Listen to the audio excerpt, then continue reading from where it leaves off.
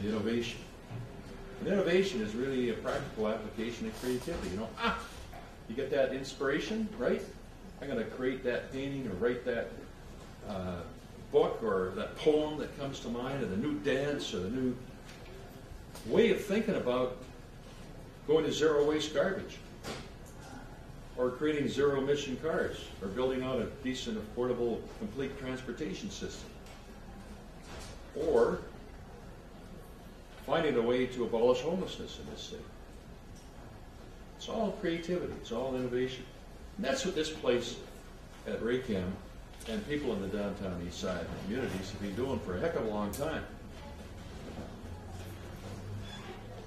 Now, I don't see too many people around here that remember that I used to have long, flowing hair. A Fu Manchu mustache. My nickname in law school was Ho Chi Harcourt, because I was defending dodgers and deserters, and we were setting up a storefront law program at First United Church. And working with Margaret Mitchell and others and the anti-poverty groups to make sure that poor people weren't pushed around by welfare agencies, unemployment insurance, and workers' compensation boards. Sorry, we can't hear you back there. Can you hear me now? Yeah. God, I was trained in the Harry Rankin School of Oratory. That's unusual for me to be told you can't hear me. And this community has been a really gutsy community for a long time. Remember the great freeway debate?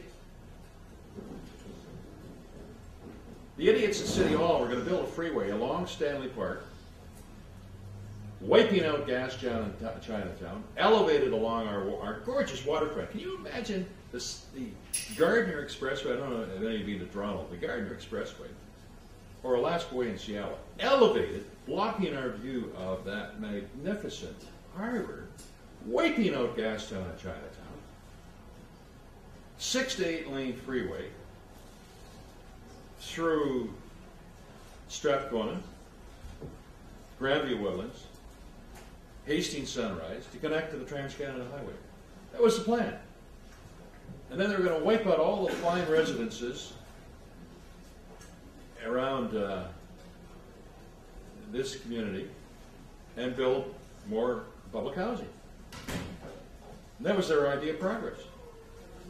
So a bunch of us thought that was a pretty dumb idea.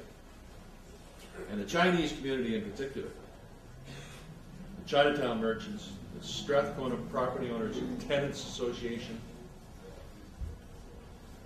and a bunch of us troublemakers, I was a young lawyer, decided that was a very bad idea. And there was a couple of groups in town, Cope and Team as they were then called, who thought that was a dumb idea.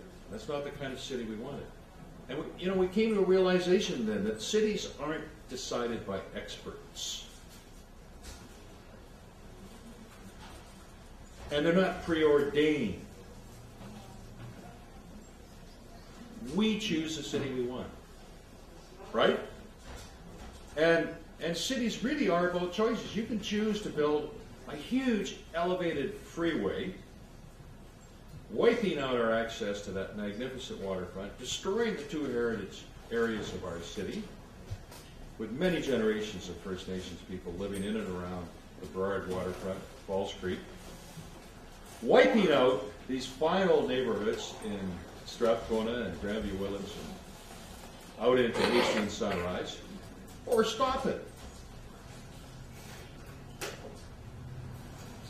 So Darlene Missouri and Shirley Chan invited me to a meeting that was held in the old Gibbs Boy Club, first Chinese synagogue in the city.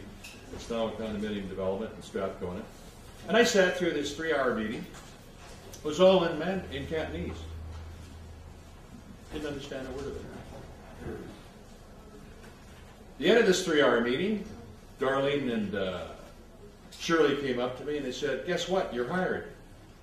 I've been practicing law for 6 months. I was setting up storefront law offices.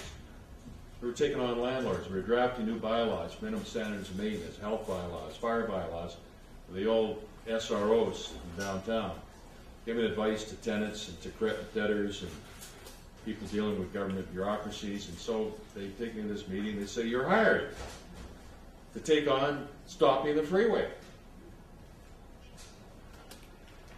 said, so who are we taking on? They said, don't worry about it.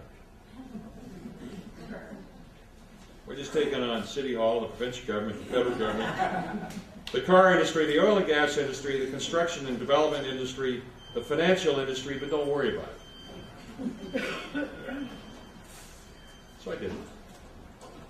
We did take them on. We beat them. So we don't want that freeway.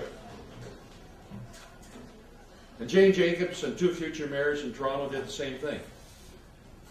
The little tiny perfect mayor, David Crombie, and John Sewell.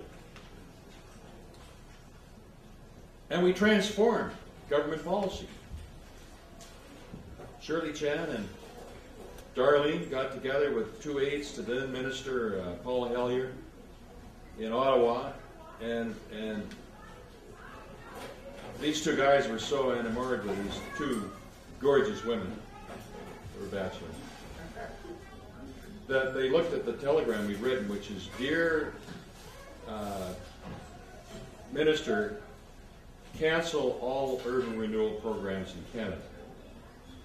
They said, sure, send it to the minister, and the minister sent it out the next day. Cancel all urban renewal programs in Canada are canceled. That's our 50% contribution. We're going to change it. We want a pilot project here in Strathcona and in Vancouver, in the center of Toronto. We're going to take a whole different approach. We're going to engage citizens envisioning the community they want. And Strathcona residents did. And they envisioned a Strathcona Community Center. And they envisioned housing that was nonprofit and co-op. And we had a mixture of income of people living amongst themselves in a scale that suited the community. And we envisioned a heritage area in Chinatown which would restore and bring back that old community. And we envisioned schools that catered to inner city school kids and parents, and a whole bunch of other things. And then we got the funding from that program to do all the above. And we changed the housing program, what was called the Section 44(1)B of the National Housing Act, that allowed for nonprofit co-op housing to come into being. And then we used the city's property endowment fund, which is now worth $3 billion. So don't worry about Southeast Falls Creek, it'll do fine. We own more per capita in this city than the Alberta Heritage Fund per capita Alberta citizens. And we put it to work. There's $1 billion of that $3 billion is in leases to nonprofit co-op housing in this city. Probably 25,000 units of nonprofit co-op housing all over the place. You can't tell the difference, right? You go down to Falls Creek South Side, 1/3 is higher income, 1/3 is middle income, 1/3 is lower income. You go to Champlain Heights, 2,000 units of housing, the same thing. You go all over this city. There's nonprofit co-op housing, the most aggressive program in Canada. And it came out of this community. All of that came out of this community. And the gutsy don't accept the status quo view. Right? Right. So, what you're doing here is creating a sustainable community, creating a sustainable city, and a whole bunch of the aspects you're talking about, whether it be early childhood education, whether it be immigrant reception, whether it be how we can have a better relationship and better quality services for urban Aboriginal people, how we can house the homeless and be the first city in North America to abolish homelessness forever.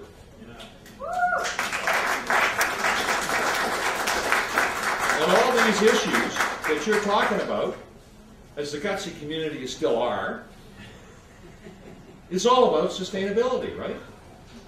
How do we sustain our species on this planet? All 9 billion of us sometime in the next 30 years.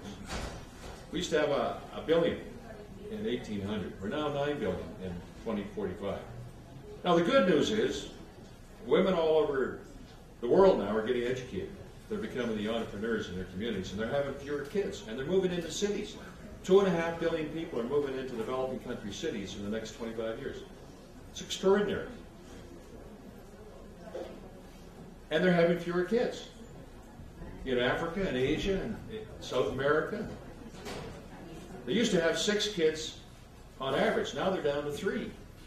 And in Tehran, Iran, and other centers, urban centers, they're down to less than 2. So, the demographers in the UN say that by the time we get to 2150, we're going to be back to 2 billion people. That sounds a little better to me, doesn't it to you? A little easier on the poor old earth that's struggling now to provide the water and provide the food and provide the housing and provide what people need to survive. So what I'm saying is, you are engaged in creating a sustainable community. And I value what you're doing here today, coming out on a Sunday, to be active and figuring out solutions. And I want to leave you with a little bit of hope that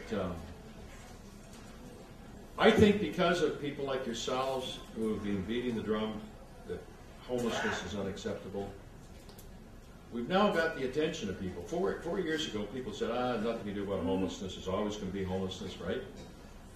They said there's nothing you can do about it.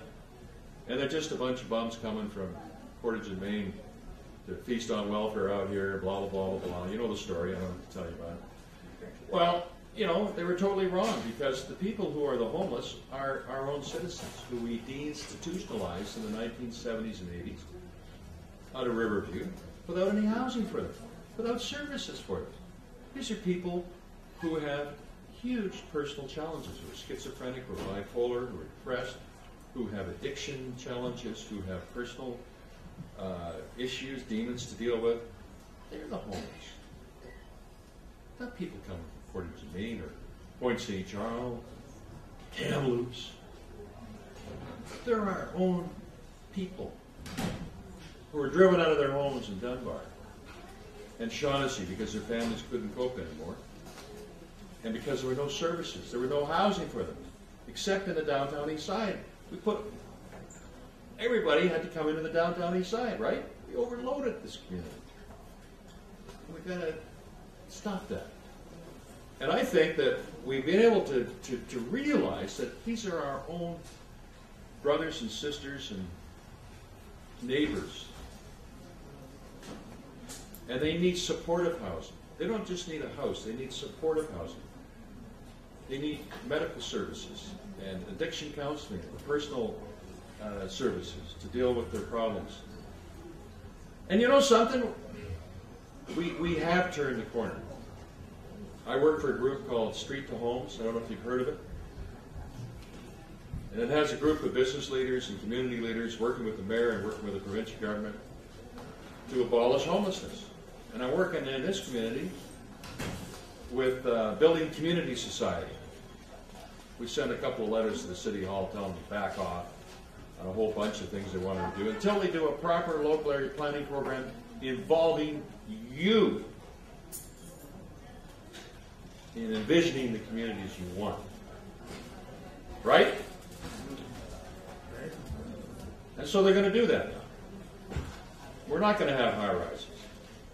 We're going to have heights of maybe 8 to 12 stories.